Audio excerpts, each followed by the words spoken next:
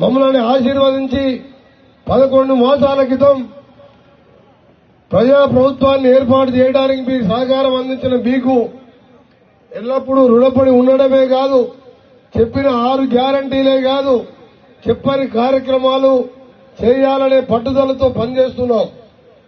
అందుకు ఉదాహరణ మూసీ లాంటి ప్రాజెక్టు పరం ఎన్నికల మేనిఫెస్టోలో చెప్పలే. మూసీతోని నల్గొండలో దాదాపు 30-40 లక్షల మంది, ఒకవైపు కింద ఫ్లోరైడ్, పైన 1 కోటి మంది హైదరాబాద్కి వెళ్ళి వచ్చే డ్రైనేజ్ గాని, ఇండస్ట్రీస్ వేస్టేజ్ గాని, దాంతో రంగారెడ్డి నల్గొండ పూర్తిగా ఎన్నో రోగాలు, తెలియని రోగాలు వస్తున్నాయి. క్యాన్సర్ గాని, కాళ్ళ నొప్పులు గాని, రకరకాల రీసెర్చ్ చేసిన వాళ్ళు చెబుతున్నారు. ఇంత ప్రమాదకరమైన నది ఎక్కడ లేదని చెప్పి ప్రపంచంలో అందరూ చెప్తున్న మేధావులు చెప్తుంటే మన ఎన్నికల ముందు హామీ ఇయ్యలే. కానీ ప్రజల ఆరోగ్యం ముఖ్యం కాబట్టి ఆ కార్యక్రమాన్ని తీసుకున్నాం. నల్గొండ జిల్లా ప్రజలందరికీ కూడా ఒకటే మాటిస్తున్నాం. జరిగింది ఇంకా 10 మాసాలే, 11వ మాసంలో ఉన్నాం. అందులో 3 నెలలు ఎలక్షన్ కోడ్ వచ్చింది. మిగిలిన 8 మాసాలనే ఇప్పుడు కళాకారులు గాని, మా ఎంపీ గారు గాని, ఎమ్మెల్యేలు గాని చేసిన పథకాలు చెప్పారు. కలెక్టర్ గారు క్లియర్ గా అన్ని ఎక్స్ప్లెయిన్ చేశారు. నేను ఒకటే పాటిస్తున్న మంత్రిగా జిల్లాకు చెందిన శాసనసభ్యులు, 2 పార్లమెంటులు సభ్యులతో సహకారం, మరొక సీనియర్ మంత్రి ఉత్తమ్ కుమార్ రెడ్డి గారి సహకారంతో, రేవంత్ రెడ్డి గారి నాయకత్వంలో ఎస్ఎల్బీసీ సొరంగం నుంచి మొదలు పెట్టుకుని శివన్నగూడెం గాని, రామవనవెల్లి ప్రాజెక్టు గాని, ఇంకా మిగిలిపోయిన బుర్యాని కాలువ, ధర్మారెడ్డి కాలువ, పిల్లాయిపల్లి కాలువలతో పాటు ప్రతి గ్రామానికి డాంబర్ రోడ్డు మండల హెడ్ క్వార్టర్ ఉండే వరకు, మండల హెడ్ క్వార్టర్కి వెళ్లి జిల్లా హెడ్ క్వార్టర్ కు డబుల్ రోడ్ వేసే విధంగా మా కార్యక్రమాలు రాబోతున్నాయని చెప్పి కూడా మీ అందరికీ కూడా తెలియజేసుకుంటున్నాం. మొన్ననే కేబినెట్ లో ముఖ్యమంత్రి గారు నిర్ణయం తీసుకున్నారు. రాష్ట్రంలో రోడ్లన్నీ కూడా డాంబర్ రోడ్డుగా మారవాలి, ఎక్కడ భట్టి రోడ్డు ఉండొద్దని. మీకు ఇంకొక విషయం, నల్గొండ మున్సిపాలిటీతో పాటు ఇవాళ మిర్యాలగూడ మున్సిపాలిటీ కూడా దాదాపు 400 కోట్లతోని ఇవాళ పనులు నడుస్తున్నాయి.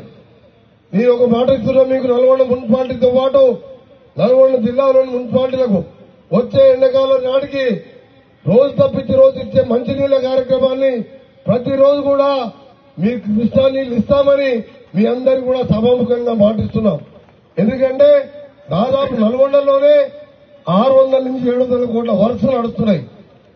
దాదాపు 15 వాటర్ ట్యాంక్స్, అంటే పెద్ద రిజర్వాయర్స్, ఒక్కొక్కటి 10 లక్షల కెపాసిటీ, 15 లక్షల లీటర్ల కెపాసిటీతోని ఇలా స్లాబ్ లెవెల్కి వచ్చినాయి అన్ని. దాంతోపాటు అండర్ గ్రౌండ్ డ్రైనేజ్, ఇవన్నీ పూర్తి చేసుకుంటూ ఒకవైపు స్కిల్ సెంటర్, నిరుద్యోగ యువకులకు, ఐటీఐ చేసిన వారికి, పాలిటెక్నిక్ చేసిన వాళ్లకు కలెక్టర్ ఆఫీస్ ఎదురుగా 20 కోట్లతో స్కిల్ డెవలప్మెంట్ సెంటర్ కడుతున్నాం. ప్రతి కాలేజీ పక్కకు ఇలా సెట్రీ సంస్థ ఆధ్వర్యంలో వచ్చే నెల ప్రారంభోత్సవం చేసుకుంటున్నాం. నెలకు 2,000 మంది మహిళలకు కంప్యూటర్ కోర్సు గాని, టైలరింగ్ గాని, ఇంకా వివిధ రకాల మెకానిక్ గాని ఆ కోర్సులన్నీ కూడా ట్రైనింగ్ ఇచ్చే విధంగా ఆ సెంటర్ కూడా ప్రారంభిస్తున్నాం. ఈ కార్యక్రమాలే కాదు, మీ అందరికీ మళ్లీ మాటిస్తున్నాం, మేము ఎక్కువ బంగారు తెలంగాణ చేస్తామని చెప్తలేం. మీ అందరినీ కూడా డబుల్ బెడ్రూమ్ కట్టించి ప్రతి ఒక్కరికి కూడా కేజీ నుంచి పీజీ మీద వరకు చదువుతామని చెప్పలేదు. కానీ ఇలా మా ప్రభుత్వం చెప్పని కార్యక్రమం మరొకటి, పేదవాళ్లకు వరంలాగా ప్రతి కాన్స్టిట్యూన్సీ లో 200 కోట్ల రూపాయలతోని ఇంటిగ్రేటెడ్ హాస్టల్, కుల మతాలకు అతీతంగా ఎస్సీ, బీసీ, మైనార్టీ, ఓబీసీ అన్ని కులాలకు సంబంధించి ఒకటే కాంప్లెక్స్ లో 25 ఎకరాల స్థలంలో దాదాపు అన్ని కాన్స్టిట్యూన్సీ లో కూడా ఇవి కట్టి అందులోనే క్రికెట్ స్టేడియం గాని, డైనింగ్ హాల్ గాని, ఇంకా ఇతర ఇండోర్ స్టేడియంతో పాటు లైబ్రరీ కూడా నిర్మించి చిన్నప్పటికెళ్లే కుల మతాలకు అతీతంగా ఉండే విధంగా ఒక మంచి ఆలోచన మా ప్రభుత్వం, మా మంత్రులే కాదు మా ముఖ్యమంత్రి గారి పట్టుదలతో ఆ కార్యక్రమం చేస్తున్నాం. అందుకనే సోదరులారా మీ అందరికీ కూడా అన్నీ తెలుసు. సోషల్ మీడియాలో అన్ని చూస్తున్నారు, మీరు పేపర్లో చూస్తున్నారు.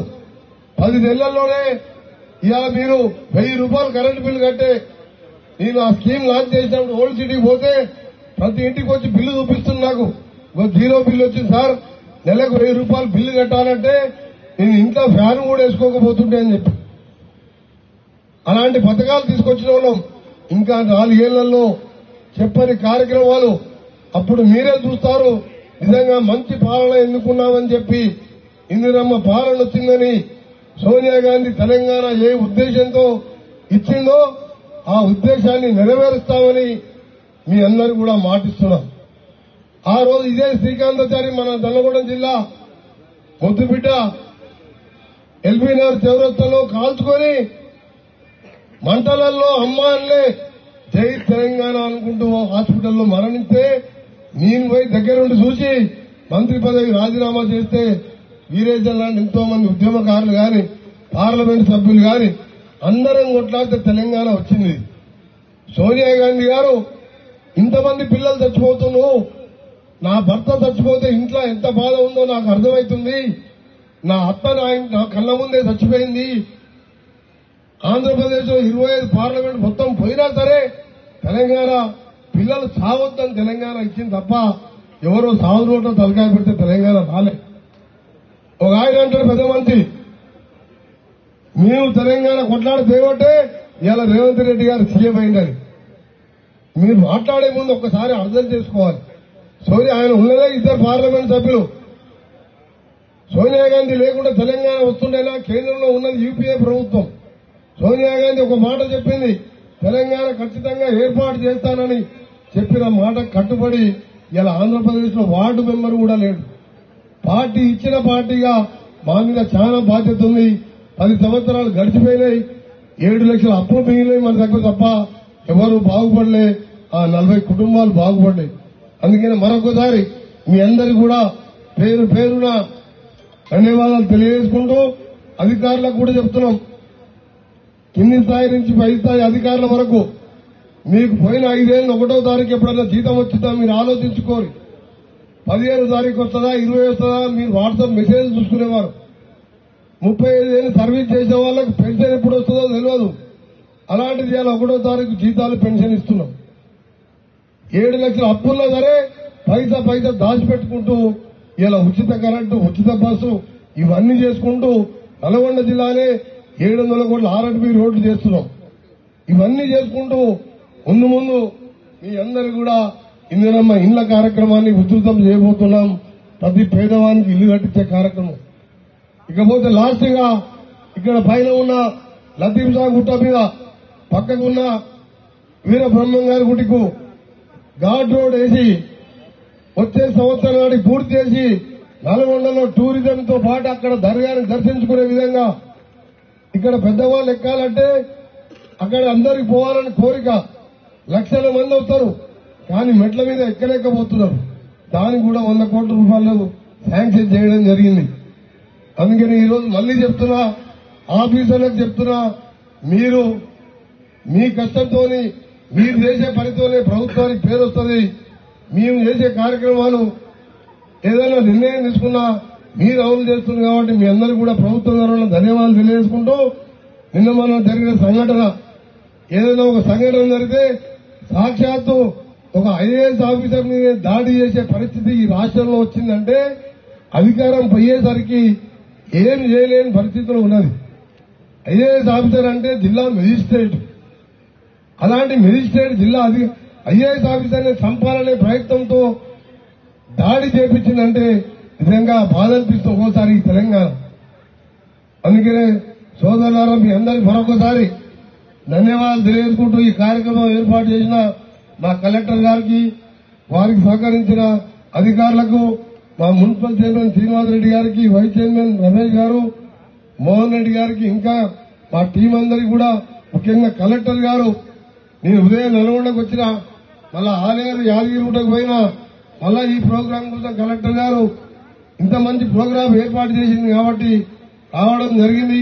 మరొకసారి రాష్ట్ర ప్రభుత్వం తరఫున కలెక్టర్ గారిని మనస్ఫూర్తిగా అభినందిస్తూ సెలవు తీసుకుంటున్నా. అందరికీ నమస్కారం. వెంటనే